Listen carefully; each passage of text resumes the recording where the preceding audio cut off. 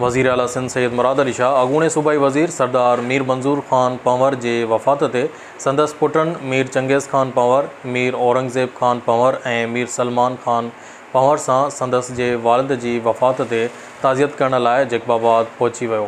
इन मौक़े ते वज़ीर आला सिंध मीडिया सां ॻाल्हाईंदे चयो त मरहूम जो अचानक विछोड़ो पूरी सिंध जे माण्हुनि खे ॾुखायो आहे। पूरी सिंध में इन्हनि जी दोस्ती हुई।